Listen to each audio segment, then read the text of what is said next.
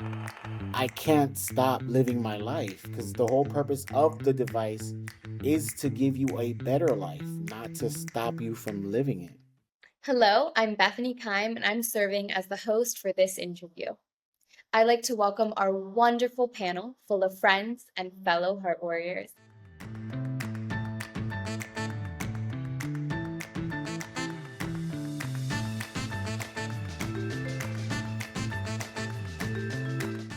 I am also a cardiomyopathy patient and know the sting of an unexpected diagnosis, along with the blessings and sorrow of having a genetic condition.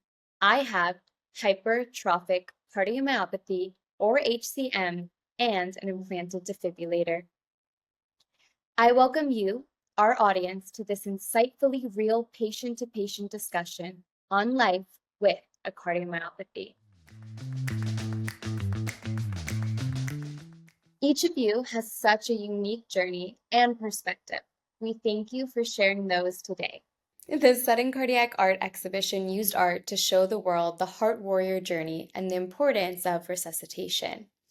It definitely includes an emphasis on resuscitating females because they are less likely to be saved during a sudden cardiac arrest.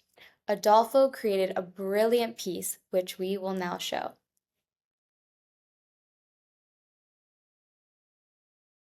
I think this piece is the perfect segue into my next question, and it is aptly called the breath after.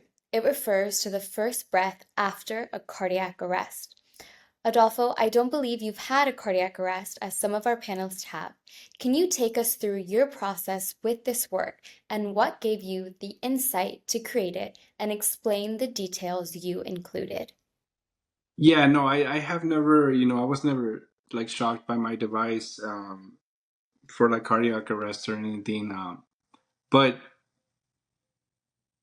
the initial thought of this piece is, I was that very statement, right? That women are less likely to get help when in cardiac arrest just because of them being women and having breasts. You know, I thought of my girls, I thought of my wife, my mother, and how in these situations, if we were to both drop, like how I might get help faster because I'm a man and they would get less help because they're a woman. And I wanted to I wanted to capture the moment of somebody coming back to life, right? Because in this portrayal, she has a device within her that is able to assist, right? So you're less likely to rely on somebody bringing an IED to be able to like shock you back to life. But this device, has just shocked her back to life, and she has just taken that first breath after. You guys mentioned earlier that a lot of us have encountered death, and I know that you remember specific moments, that specific moment of when it happened. When you came back, your whole world changed. Your whole demeanor, your perspective, everything changed when you came back. Right? You're that more grateful and all of that as well. And I wanted to capture that moment. You have this depiction and this art fading into black and white, right? Because death is trying to take her, right? But this device has just shocked her back to life, and you see the color radiating from her and this energy radiating from her, and it's pushing back against that darkness. That who she is, who she's going to become, her dreams, hopes, all of that has just come back because she's been shocked back to life. And all that she is going to continue to be because of this moment, right? So that is the moment that I wanted to capture. I wanted to capture the moment of somebody coming back to life and their whole life changing and who they are, continuing to be in this world. And even though this world might try and take you, and even though this world may come with its negativity and all of that, who you are, your legacy, everything is going to continue to expand. And as you realize in this, the energy is not coming from outside, it's coming from her going out into the world. So I I know a lot of people have told me that I did hit the mark, right? But I don't know. To me, it's still sometimes, I don't know, as artists, if you guys have ever encountered where you create something and you look at it and you still can't believe it, right? When I created this, there's a moment where I sat back and I looked at it, and even now it's making me cry a little because I felt the feeling of what was portrayed. So I hope, that when you guys saw it, you guys felt the same way. I hope that, that it touched you. And I hope, those that don't know about heart disease and having to be shocked back to life, and those that, before seeing this were maybe less likely to help women when they go into cardiac arrest, are more likely to help them now. I really do hope that this did that. I think it absolutely did. That picture is just absolutely stunning, and you can see it and you can feel it definitely. And hearing your story earlier, Adolfo, I totally see you, like how you feel and what it meant to you making it and bringing it to life. So thank you so much. And now I'd love to hear from those who have had a breath after, who have survived a sudden cardiac arrest. Perhaps you could speak to how that has impacted your mindset or general mental condition. For me, that picture, it was very powerful simply because I've been shocked by my device, and having that experience. I can remember I was in church one night, and I remember my pastor walking up to me, and he just asked me, was I okay? And I was okay. Moment of when I went to say, I'm okay. And when I went to get the okay out, my device shocked me. And I could never forget that. And I was wondering, like, what made him walk up to me and ask me that? And before I could finish saying I was okay, he grabbed me because it's such a powerful force. And the next time it shocked me again, he stumbled, but he never let me go. We don't know how a pacemaker or defibrillators work at that time. He not aware that touching me was not a good idea. He just knew that he was holding on to me as someone that he loved. And before that was over, I had been hit 9 times, and so, I mean, just back to back to back to back. And I've been shocked a total of 11 times with the device that I had at that particular time. And I just remember after that, I didn't realize it saved my life. It actually made me fearful. And it wasn't until time later that I realized, like, that was my moment, that my life was saved. And it was not a moment of fear, it was a moment to be grateful. But trying to process that and put everything where it should be in my brain, it was extremely difficult for me at that time. And then once I realized that, I was able to go every day with gratitude, but it still kept a little fear in me, just not wanting it to shock me again. And the second time I was getting on the bus, because I live in a city, and soon as I stepped my foot on the bus, I went back, and I just sat on the ground. It was nothing else to do. And it shocked me again. And I called my sister, and she just came and picked me up off the curb, and so I think everybody have different experiences, because I've heard so many different stories of how it feel, what it would do. And, we all will live to tell the story on what it feels like. But I feel like everyone perspective with that is so different. It's very different. And for me, um, I will say me, it wasn't as bad as someone had told me. Someone terrified me. And when it happened, I was like, okay, I could see how that could have been terrifying, but that was actually not too bad, you know. But at the same time, I never speak on that too much because I don't want to take anybody experience away from them because it does impact us different. But it did cripple me with fear for sure. Once you've been shock conscious, you're like, yeah, that yeah, that's a whole other game field. Like that kind of I know, and then you look up, you're like, how much electricity? And you're like, oh, no wonder, like my body is physically like like going straight to it, and like it is scary, and I think it is like, and that's the thing is like we have a condition that we like we're high risk of sudden cardiac death. And so it's one thing to think, I could have died to, oh, I would have died, and that for me was the biggest, like, because it's so funny, when I had my cardiac arrest, I was sleeping, so I actually didn't feel the shocks. I didn't even know until a month and a half later when they're reading my, my device transmission. And that day changed my life because now I was sitting and processing, this would have been your last day. What did you do the day before?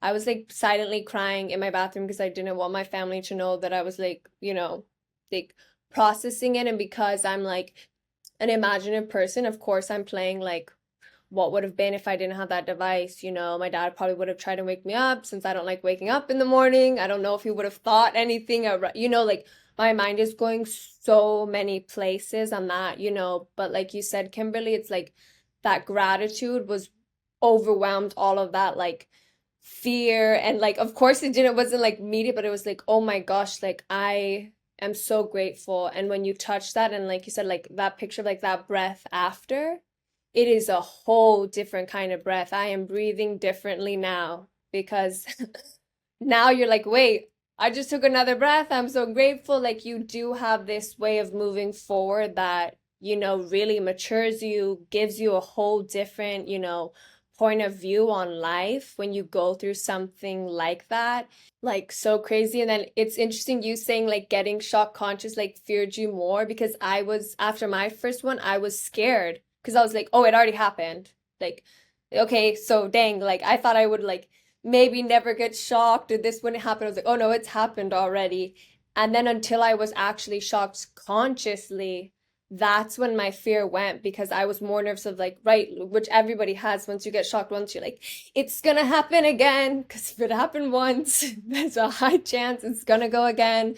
So like you are walking, and then when I went through it, and like you said, like everybody has their own experience of how they go through that shock and what it feels like for them.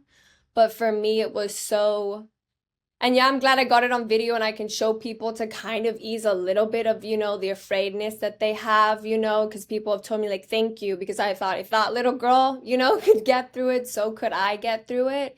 But like that for me helped me know like I can get through this shock. So if it happens again, I'm prepared, I'm ready. I really don't want it to happen, but I'm like prepared now for it. And like, yeah, so that's kind of like for me what happened. But it is so interesting, like, well, just how traumatic, shocked and going through that is for people. At least in my experience, it's one thing getting shocked once, quite another getting shocked multiple times back to back.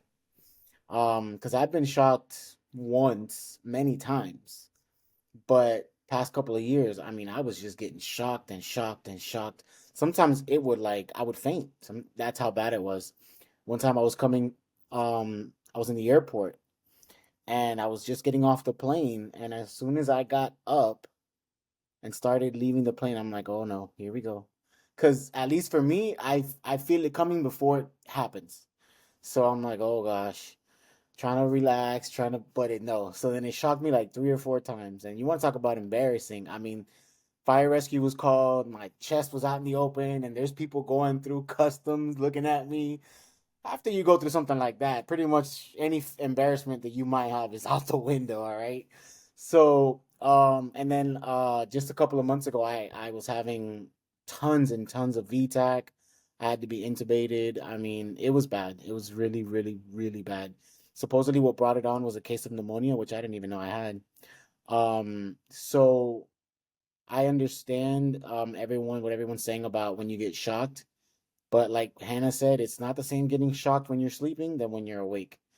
I mean, it took me almost up until now to get over the trauma of being able to live my daily life and say, hey, if it shocks me, I know I'm protected, and if it doesn't, great.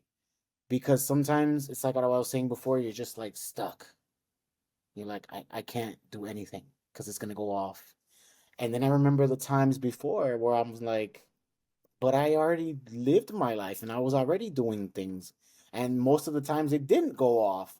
So, I try to program my mind to get back into that mindset where it's like, because I'm a big traveler and I'm like, man, what if I'm on a 10-hour flight and it goes off and it goes off, And I'm like, you know what, it is scary, but at the same time, I can't stop living my life because the whole purpose of the device is to give you a better life, not to stop you from living it. So, but because you're scared of the sensation of the shock, for me, that's what it is. It's such a scary feeling because you feel the hardness on the chest, and it's just like But then I think about, well, there's so many people who could have been shocked and saved, and they died because they didn't have an ICD.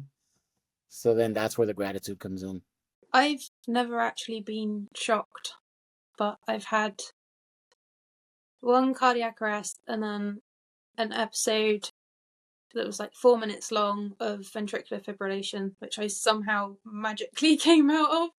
The doctors have no idea how. They've not been able to explain it to this day, but it's a miracle. My actual cardiac arrest, the first one I had, I was driving home from work and I passed out and within 60 seconds crashed into a wall in a bus stop with just enough force at just the right time to restart my heart. It's insane. It's really difficult to believe that that's what happened, but I'm incredibly lucky to be here. And learning that that's what happened afterwards was a lot to process. And when I was unconscious, I had the weirdest experience. It was incredibly real, but all of my friends and relatives that had passed away were all sat together in a circle in this really bright white place. And I remember walking over to them, and my partner's mum and my friend Shelley got up and they came over to me and they were like, "Why are you here? Like, you shouldn't be here." And I was just confused at how they all knew each other because they'd never met before, as far as I was aware. And I was like, "Well, but how do you know? How do you know Shelley? How do you know my grandma? Like, you didn't." And she was just like, "No, you're not supposed to be here. You need to go."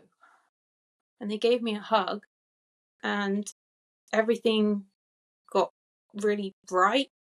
It's the only way I can explain it. It's like the white kind of took over my vision, and that turned into the smushed up bonnet of my car reflecting the sun into my eyes. And I could hear screaming, and I looked across the road and there was a man with a dog taking a photo. And I'm never going to forget that because I couldn't believe what I was seeing. Like, now I know what was going on.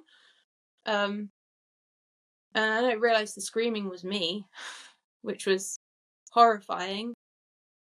And somebody ended up coming to help me and they got me into the ambulance, and it was a really long recovery. Like, it took me a good 8 months before I started feeling any kind of normal, like to what I was before, probably even longer than that. And it was really difficult because a lot of people were telling me like they couldn't see that I was ill. I looked fine. I didn't break any bones in the accident because I was completely unconscious. I had the tiniest little cut on my forehead, and that was it. So nobody believed what had happened.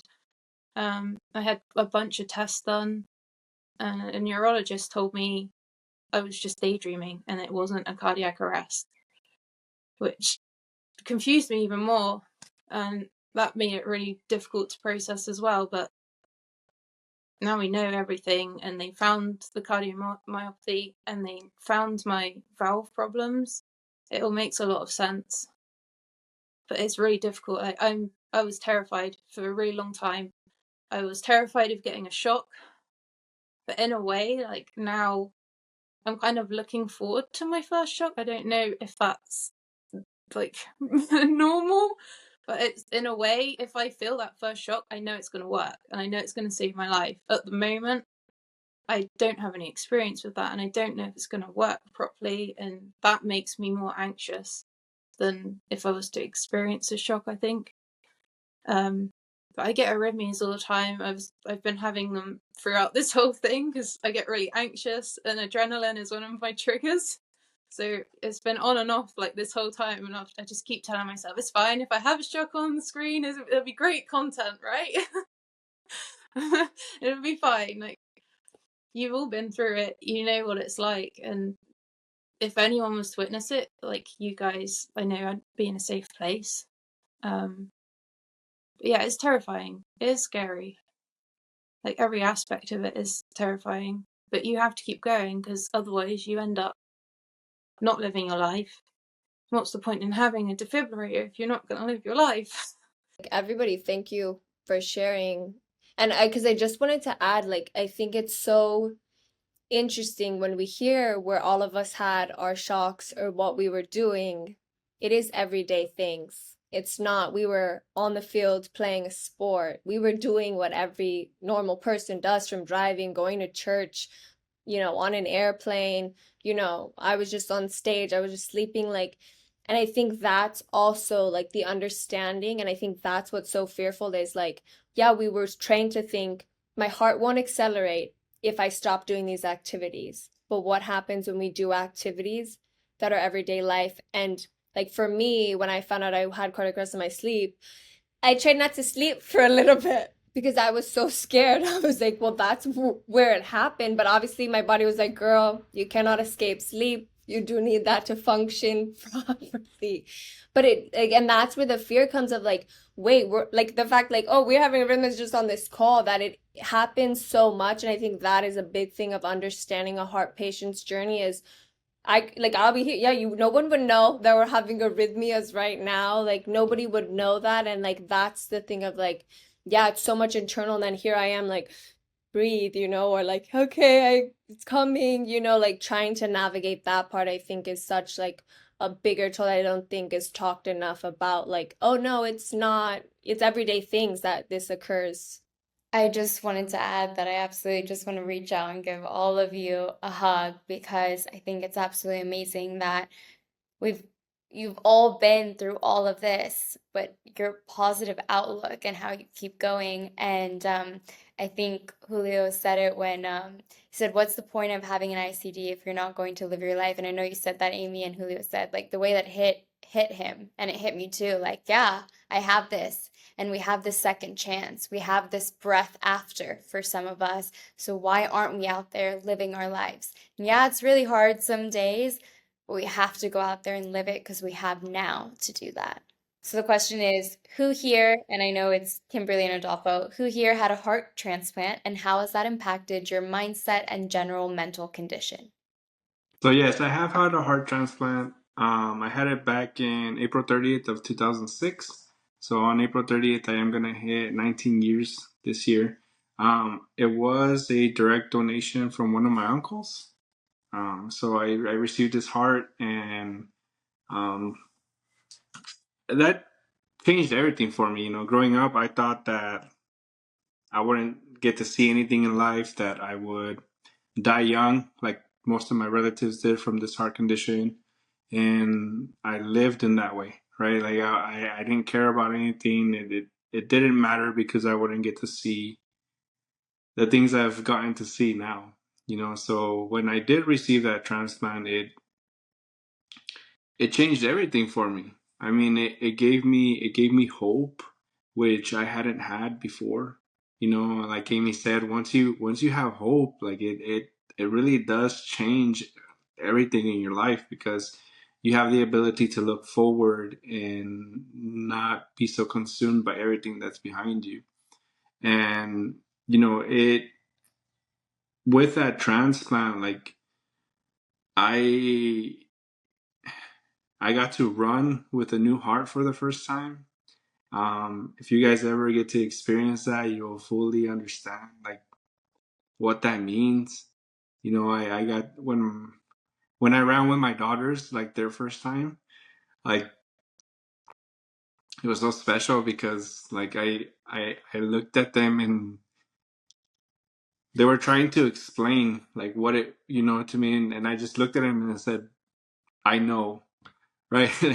Like I know, like they're like, Dad, like I can breathe, I was like, yes, I know. I was like, so having this heart transplant, it really did, it changed everything for me. I always say that it gave me my nevers, right? I never thought I'd have a family. I never thought I'd have a wife, daughters. I never thought I'd be 35. Um, and here I am, right? I got two girls. I have a wife that I've been married to since 2008. So it really did, it, it was it was something that I did experience at 16, right? So when at that point in my life when I did, it was my younger sister had her heart transplant the year prior. So she got out of the hospital in 2 weeks, and I said to myself, like, if she can do that in 2 weeks, like I'll be out of there in like 7 days. Like there's no way, there's no way I'm gonna be in there a really long time. Now, God had different plans during mine, so I was there for 3 months. I had a lot of complications with this transplant, and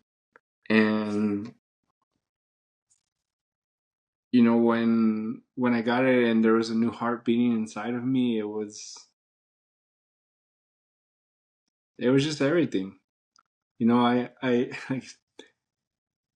you you can try to explain the feeling of how like hope enters your life and how much it changes everything.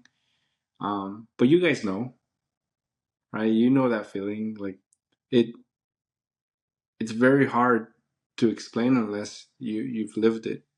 And it's cool because you guys all understand that, right? I can try to explain, but you guys just know. Um, do you guys want me to share that experience? With the initial surgery, they had a lot of complications. So they had the aortic valve tear on the new heart, and they brought in. It was the third surgeon. He was the lead of the cardiac unit. His name was Jack Copeland, and they brought him in to repair. And they put in an artificial graft that time, right? So after that, I woke up, um, and when they took my chest tubes out, I know I didn't explain like that part with you guys, but they did the procedure wrong. So I had fluid going to into my lungs. So they brought another doctor, which stuck a catheter in my chest to remove that fluid, and he nicked my new heart. So I started bleeding out internally. A lot of that piece I don't remember because obviously, they had to take me back into the OR, open me up again, find the bleed and all that, and correct it. But when I got back, I remember like opening my eyes and I could see and I could hear, but I couldn't move or talk. I had the ventilator breathing for me. And they told my parents that I was in a vegetative state, that I would never wake up again. And I spent 3 days like that, right? And 3 days of seeing my family cry and them trying to wake me up, and occasionally I would get like my finger to twitch, but they would tell them that that was just them wanting me to wake up so bad that they were seeing things, or that it was just a natural body reaction. So at the end of those 3 days, I said the following. I said, God, if you're going to leave me, leave me. If you're going to keep me, keep me. But I can't do this anymore. And as soon as I finished that sentence, just everything went pitch black on me, right? And I couldn't see anybody or hear anybody. And all I could see was like a little star in the distance, kind of like when you look in the sky. And I walked towards it, and it felt like it took me years to get there. Um, and when I reach this light, I ask it, "Who are you?" And it responds, "To most people, I am nothing, but I am everything there is in this life." Give it. I was 16 at the time, so I was like, "What the heck does that even mean?" Right? Like, okay. So I asked the question, "Are you God?" I didn't mean to. It's like something spoke for me, and it simply replied, "Uh huh." And then the air appeared like a big splinter, like a piece of wood. and he said, "Here's what you need. Take it and leave." So I grabbed it, right, and I turned back and I started walking, and I woke up and I could move and I could talk. And after that, right, experience, like I before that, like when my mom would say that the doctors would tell her that they didn't know what to do anymore because I just kept going from bad to worse to worse to worse, and anything they did just didn't work. Right? It was like they were on a trajectory of like, I'm not gonna make it out of this transplant. And after that, I started getting better, and I got out of the hospital and I made it home, which you guys know that making it home is like the ultimate, right? Like after any surgery is like when you sit in your own bed, you go in your own bed, you sit on your own couch, like it's just that's the one place that you want to make it to after all of that. So I got to do all that, and I'm here now, so but most of all, like I said, it changed my perspective on just everything. I used to be with the wrong friends and be with the wrong people, even at the age of 16. Um, and for me to be able to sit here and tell you that, I can be more than my heart disease, is all because of that moment where I got the chance to be able to see more. So my heart transplant, it, it changed everything. Yeah. That was when you hear that, you reflect, you know, and to go back to that time and that place, like I never told my story and cried, and actually because I never heard, someone's story that was so similar to mine, that it almost grabbed me. And I think if we was in a different setting, I'd have been boohoo crying. So I had to kind of control it, But for me, I've been transplanted 9 years now. I just made 9 years March the 1st. And I remember I was sitting there. I knew I was on the list, and I had well, I was on a heart transplant list twice. The first time was many, many years ago when they had the beeper, and I ended up getting better, and I was taken off the list. And so I lived, just with hypertrophic cardiomyopathy and heart failure for many years. But of course, when I got pregnant with my son, that's what did it for me again. So this particular time, I'm just sitting there watching TV. It had been about 10 o'clock that night, and my phone rung, and that was the call. And they told me, Kimberly, we have a heart for you to come in. And I just remember I freaked out. I just freaked out. Like I knew that should have been a happy moment, but they prepare you for everything that's going to happen before, well, at least my doctor did. So knowing everything that was about to take place, my chest being cracked, like I was just thinking all these things. And so I remember just going into the room and I prayed and I was like, God, if this be your will, just relax me and allow me to go in. I woke my sister up. I called my mom. We all went, and I was still waiting. I went in the room and I would doze off, and I would just wake back up in a panic. I would just wake up panicking. And so the heart finally came in, and my sister always tell the story that whenever I was in the back on the table, they came out and told my family that they had cleaned everything out and they were just waiting for my heart to come in. So I was actually laying on the table with no heart in my body. Like, like to hear my family tell me that story, I was like, they came out and told you that, and like, I woke up, I was cuffed, strapped to the bed, everything in my nose and throat. And I just remember opening my eyes, like, you don't really know where you are right away. And for me, I had to learn how to walk again.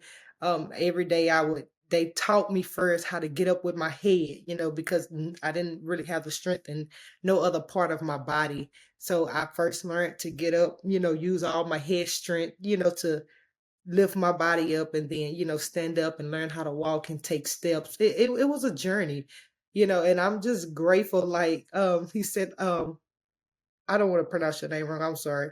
Mr. Lopez, if I could say that. Oh, you understand, like the nevers. Like I never thought I would be here. Like, for me, I didn't think I would see 17 years old. I definitely didn't think I would see my 18th birthday. I definitely didn't think I would see my 21st birthday. That you don't think that far because you already have told yourself this is it for me any day now because of all the information that's getting fed to you. And so to be 35 years old now and able to live on my own, like I would have my doctor call meetings with my family and tell them I could not live alone. Like that wasn't an option for me. I could not, they were afraid for me to be in a place by myself and anything happened to me. So for years, I was dependent. I had to depend on my family, to be there for me. I can remember a time when my siblings would help bathe me because I wore life vests before I got my defibrillator put in. So to be here today, I'm able to take care of myself, live on my own. Now I have a daughter. Like when that part get real serious, when he said the nevers, because you just never imagined that. And to be on this call to even tell you guys that I'm yet still in the land of the living and I have a heart transplant and I'm thriving. It's a beautiful thing. You really you could say words, but I don't know if it really is expressing what you feel on the inside. So I'll stop there. I'll just stop right there. I was gonna say, like, thank you both for sharing, and I think that's the beautiful thing about the patient community is that we're all been through things and we're all on this journey that, like, as someone who's been told, like, oh, you'll need a transplant, like, down the line, and who's been, like, prepped at one point and, like, oh no, things are good, like, because we know, like, really there's not at the current moment a cure for cardiomyopathy, but to hear you guys speak so honestly and talk about that and like, there's that hope for like the nevers, but also like, hey, I'm not going to sugarcoat it. Like, things happen. And I think that's the beauty of like this experience is sharing and being like, okay, you guys gave me, now I can have a little bit more confidence and look forward to those moments. And, if I, get a new heart and I get a run, I know who I'm going to call and talk about it with. A cardiomyopathy is a heart muscle disorder, and 1,000 people, statistically 6 or 7 at least, will have a cardiomyopathy. But I doubt most people know they even exist, let alone the significant risk of having one or the warning signs. As a patient yourself, what do you wish the world in general knew about cardiomyopathies? What would you say if you had 15 seconds of the world's attention to address this? That they can affect anyone at any age. That's probably it. That's literally where my head went to when we thought of that question, is that heart disease can literally affect anyone, and it drives me crazy that people still cannot grasp that. You can be born with it. Like, why don't doctors acknowledge this? I think I would speak specifically to the people with it and say, this isn't going to define who you are or what you're going to do. You are. Definitely a few of us illustrate how difficult it can be to simply get a diagnosis, and a correct diagnosis is what drives correct care. For my family and many friends from my Heart Charge patient support community, I know that it is a challenge to get the correct diagnosis and care. I want to talk about the equity in that process. I would like your thoughts on every person being able to get the diagnosis they deserve and the care they need. I recently and happily learned that the life expectancy for someone like me with HCM, if the person is treated appropriately, is the same for others their age. I was pleasantly stunned. When I was first diagnosed over a decade ago, all I heard of was people dying, and most cardiomyopathy patients didn't even make it to adulthood. So the treatments are here and getting better each day, but the patients have to get them. Have you noticed factors like location, economic status, race, or gender affecting patient care, including your own? Have you noticed any other barriers to preventing often preventable deaths from cardiomyopathies? I mentioned it already, I think, but definitely being female and younger.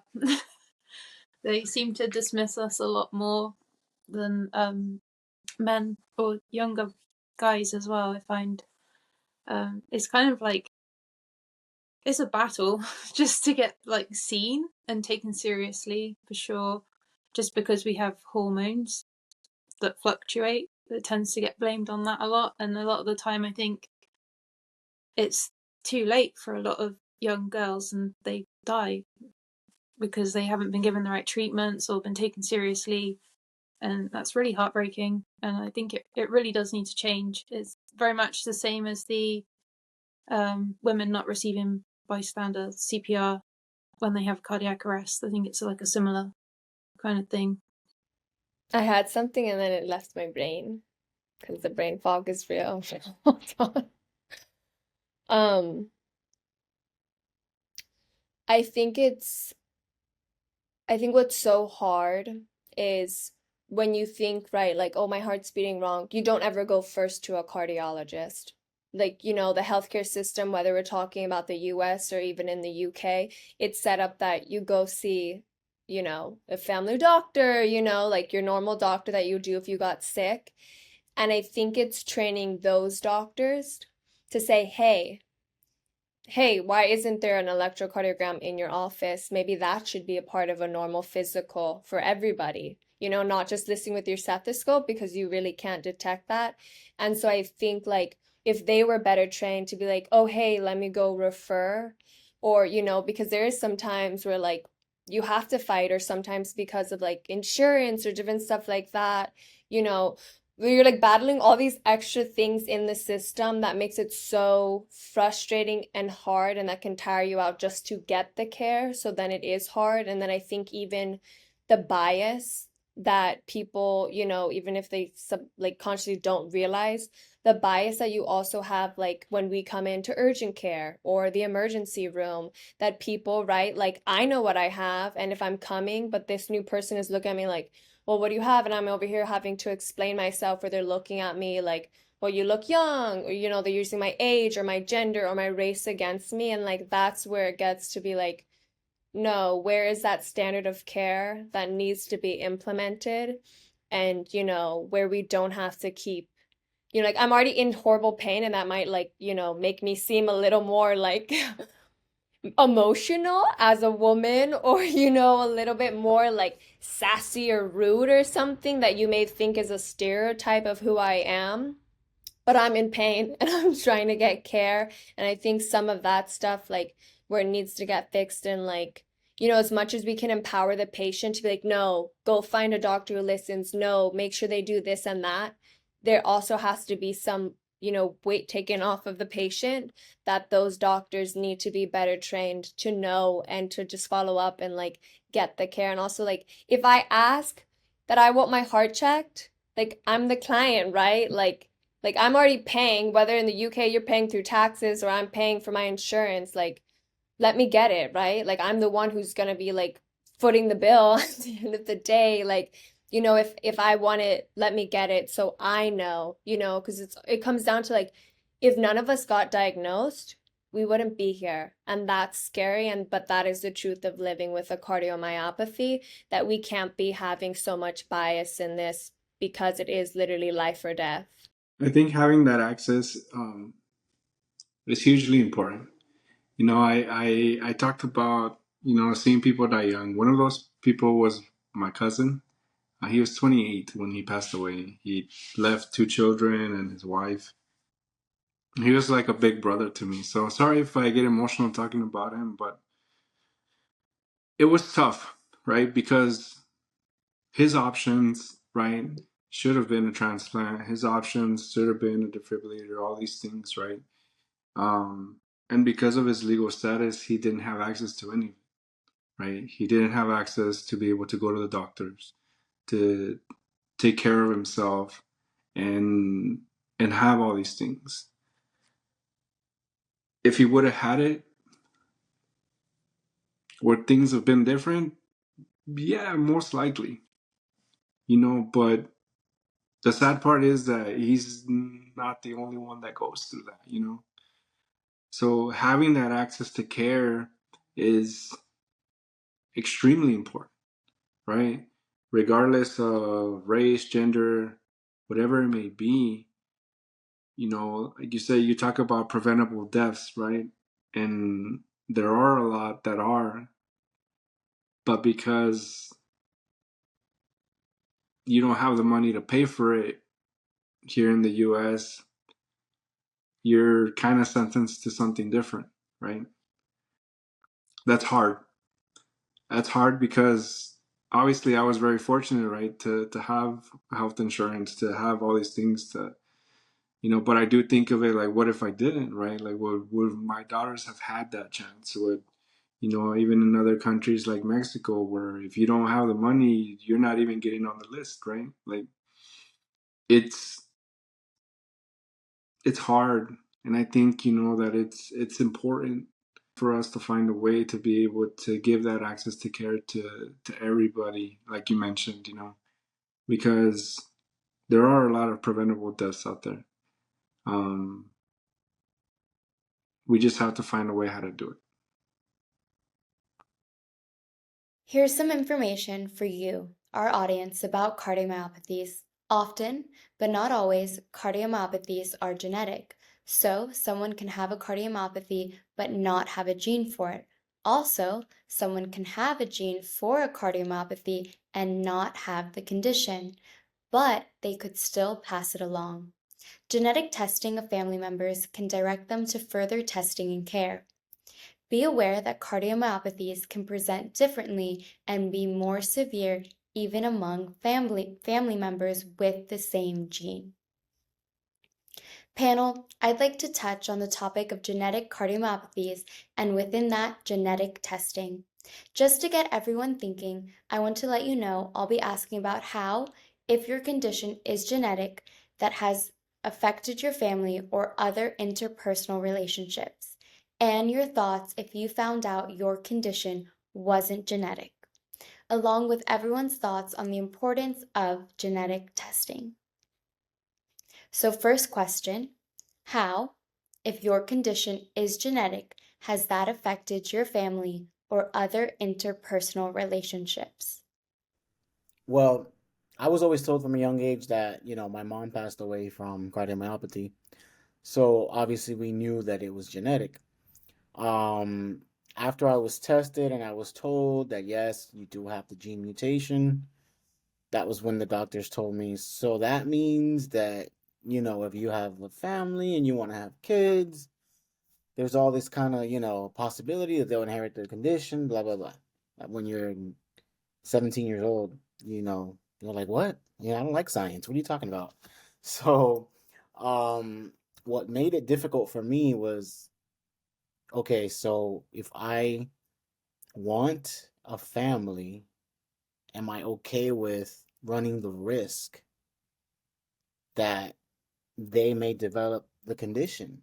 Or do I not have kids? I mean, that was a big mind battle for me for like, oh man, maybe 10, 15 years.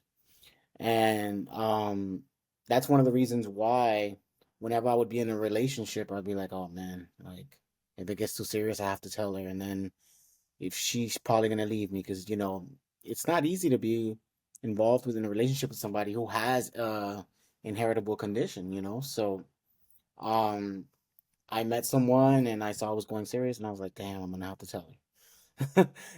So because she's gonna want kids, so so luckily my wife, she's very understanding, and we haven't done all the testing and all that kind of stuff yet, but that was what's going on in the back of my mind, and I'm sure for Adolfo too, since he's saying that's something that's in his family and he's got children, that's probably something that he thinks about as well, because I'm like, man, like I know what I went through. I don't want to bring anyone else in the world to go through the same crap that I'm going through. You know what? I'm just gonna adopt. Like that was my scapegoat. I'm just gonna adopt and whatever.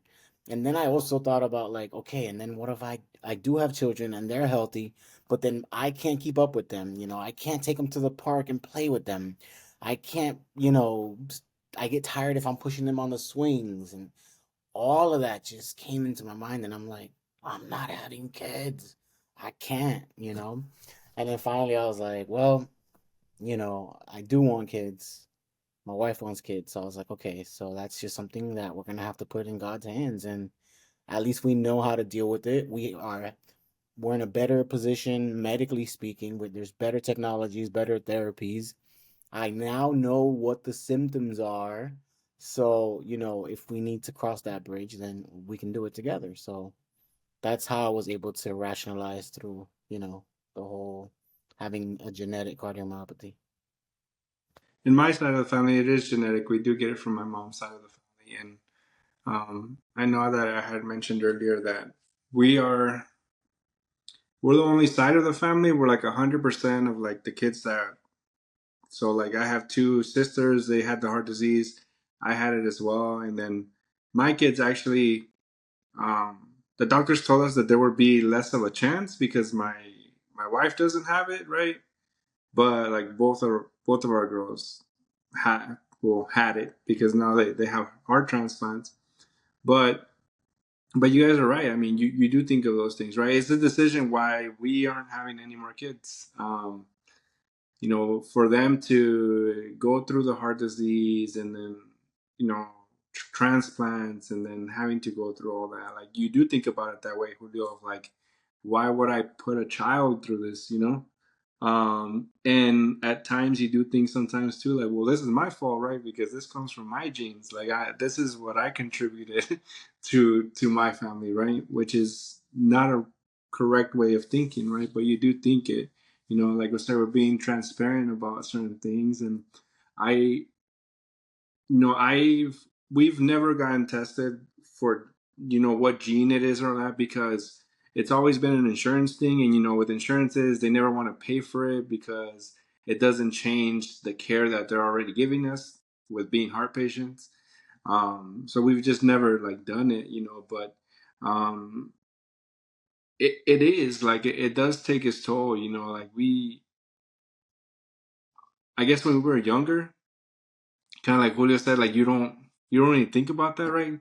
Like we had our first child when I was 19, and my daughter was, I mean, my wife was 18, and and then we had another one like 17 months after, right? Because we wanted them to be close in age so that they could hang out, go to school together, all those things. So I want to say like we almost didn't like it didn't register like what that would entail because we were so young and we didn't, you don't really think about those things too much when you're at that age. So like would we have had, two if I had the knowledge that what I was going to go through? I don't know. I'm extremely grateful for them, and I believe obviously everything happens with a purpose. But it is hard to, it is harder to watch your child go through those things than you go through them yourself, right? Because I tell my girls all the time, like I will go through fire for you guys, and I'll do whatever I have to come back home. And I don't know, correct me guys if I'm wrong, but I remember hearing this somewhere along the way, and maybe it is wrong because I don't know. But to my knowledge, right, that you can actually have that gene taken out and have a child without the disease. Adolfo, to answer your question,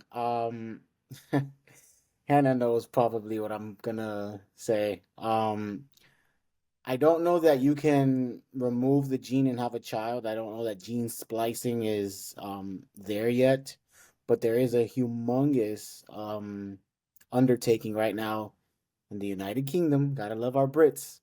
Where they're trying to develop a serum that will correct your DNA, and what that will do is correct the protein in your cardiac muscle cells to correct the disease. And I've started reading what they're doing. They're anticipating that in about 8 years they will have that available to the public. What it is they'll inject something in your heart muscle which goes directly to your DNA. It's going to correct the error because that's what it is. We have a genetic coding error in our DNA. It's going to An code, anomaly, yeah, right? an anomaly. Okay, yeah, an anomaly. That's better. And it's going to correct your cardiac muscle cells so that your cardiac muscle cells can be normal.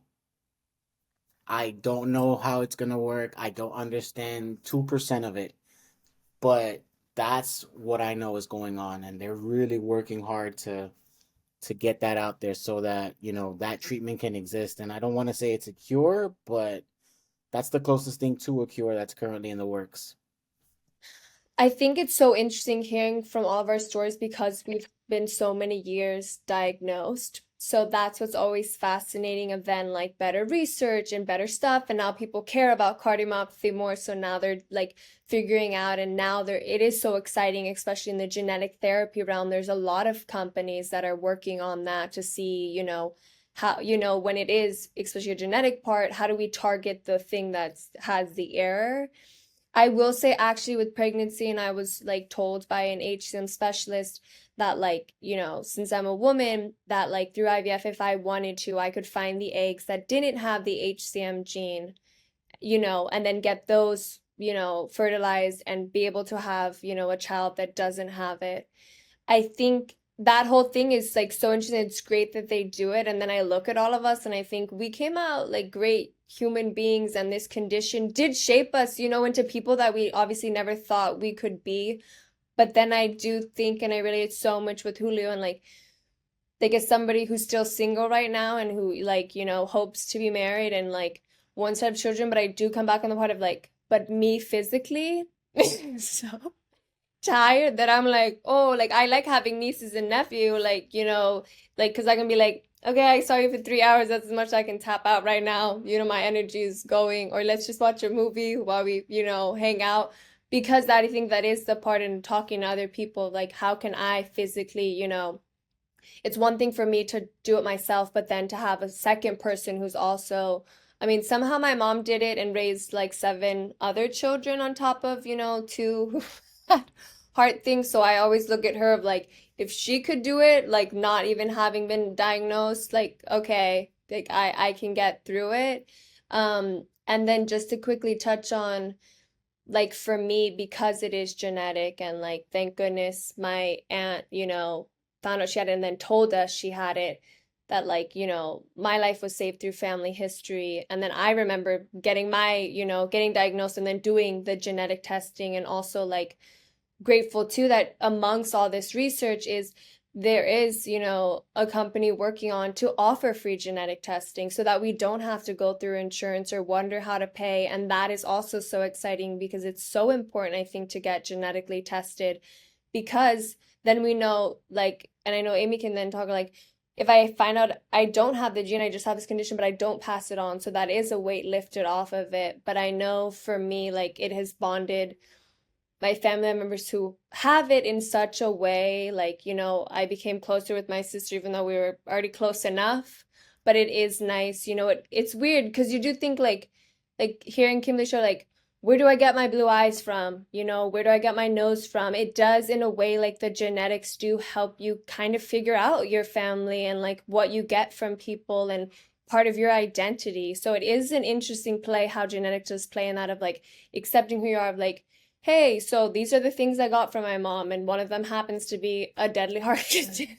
But it does bond you in a way. And I think also then thinking like there shouldn't be a guilt either, that because I'm a gene carrier, that we should not feel that, guilty about it. Because again, like I was born this way, I didn't really have a say which gene got mutated. So my condition isn't genetic, but it kind of stems from other genetic conditions, if that makes sense. So on my mum's side, there's a lot of connective tissue disorders and diseases. Like my mum has lupus, my aunt has a form of lupus and connective tissue disease. Both my mum and my nan have mitral valve regurgitation, and I just happen to have a bit of a mutated version of that, which is arrhythmogenic bileaflet mitral valve prolapse. So that causes a lot of arrhythmias, and that in itself put a lot of strain on my heart, and it's caused me to develop dilated cardiomyopathy. So part of my heart is now stretched out. It's a lot harder for it to pump blood, and then matched with the valve as well, it's not pumping blood around the body properly. So yeah, I think it's interesting to know that it comes from my mum, but none of them have got this deadly version of it, and they're not going to develop dilated cardiomyopathy. And I don't know if I could pass it on to children if I was to have one, but I have been told if I was to have children, my risk of sudden death would increase quite dramatically because of the strain it would put on my heart. So I've kind of been advised not to do that, which is quite tough to deal with. But I think knowing that I had something going on for a long time, didn't really think too much about that, just in case. Thank you all for sharing. And just by a show of hands, has anyone gone through genetic testing and found out their condition wasn't genetic? So just Amy. Okay. What are everyone's thoughts on the importance of genetic testing? Perhaps touching on what it has meant to your family for care. I think it's really important to have it. And I think if you're diagnosed with a type of cardiomyopathy or any kind of heart condition that could be genetic, I think you should automatically have your whole family tested. Because there's a high chance that someone else has probably got it if it is a positive result. And that in itself could prevent possible deaths, like premature deaths. So yeah, I think it should just be the next step without any thought whatsoever. It should just happen. Couldn't agree more. Every one of us has suffered a loss due to a heart condition. In a few words, tell us what cardiomyopathy has taken from you and what cardiomyopathy has given you. And if you like, how that makes you feel or how you were able to cope. For me, it took my childhood. That's what it took away from me, and it gave me a new heart. That's as easy as I can put it. For a long time, I thought about everything that I can't do, what I shouldn't do, and all this kind of stuff. And then I figured, you know what? I'm not going to let it take anything from me. I'm going to focus on what I can do. Not everyone has to be a basketball player. Not everyone has to be you know, I don't know, whatever. The things that I can't do. Not everyone has to do that. And I just decided to focus my mind and what I want to do on what I can do. So I just decided, no, I'm not gonna let it take anything from me. It's difficult. It's it's a daily battle. It really is, because some days are better than others, not only physically but mentally and emotionally. But I decided that I'm not gonna let it take anything from me. And I think it's your mindset is like 90%, of the battle. 10% is like the physical, right? But yeah, I just decided no, I'm not gonna let it take anything from me. So I have not let it take anything from me. In simple terms, it's refined my purpose in life. Thank you so much for all that you guys have shared on this and what it's taken away from you and what it's given you. And just recently, actually, I kind of have like a little bit of a breakdown yet again, kind of on this path of life. And it was like, oh my gosh, I was this aspiring ballerina and I was so good at it. That's all I really wanted to do.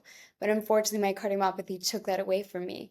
And I yet again feel at this place in my life, though, what is my purpose? What am I good at? What can I do? And so thank you guys for sharing that and to remind me that it's just part of the journey and I don't have to let it feel like it is taking something away from me. So thank you for that. I agree with Kimberly, right? I felt like it did take my childhood, only because of my mindset, uh, being a victim to the heart disease. But like I said before, it also gave me my nevers, right? It gave me a heart transplant that has allowed me to be 19 years out, right? I've lived more time with the new heart than with the old one. It has its bad things, but it most certainly it does. Like Hannah said, it's shaped us to be who we are today. So I can't be mad at that because um, I think I'm a pretty great person. So Yes, you are. All of you guys are. So, for whatever cardiomyopathy has taken from us, it certainly has given us each other. And I am so, so very thankful for all of you. So, who thinks we need to do this, having a real, raw talk as a group of patients again, but in person? One last question. If you were speaking directly to cardiomyopathy, what's the one sentence message you'd say, yell, scream, or whisper to it? You didn't defeat me. Let nothing stop you from doing what you want to do. You don't define me. I made it out. I absolutely love all of those. And I think I would say I'm grateful. Friends, it has been an exceptional pleasure to gather with you for this conversation about life with cardiomyopathies. It's nice to live in a time when the focus on cardiomyopathies and their cures is growing. I absolutely believe we are ending preventable deaths at an accelerated rate, coming at cardiomyopathies like never before. We're doing it with increased genetic testing, new and miraculous treatments, and ever expanding knowledge due to research. Along with these, we are seeing the spread of global awareness and true patient empowerment, which you all are all examples of. Thank you so much for being such a magnificent panel. Heart charged hugs, and here's till next time.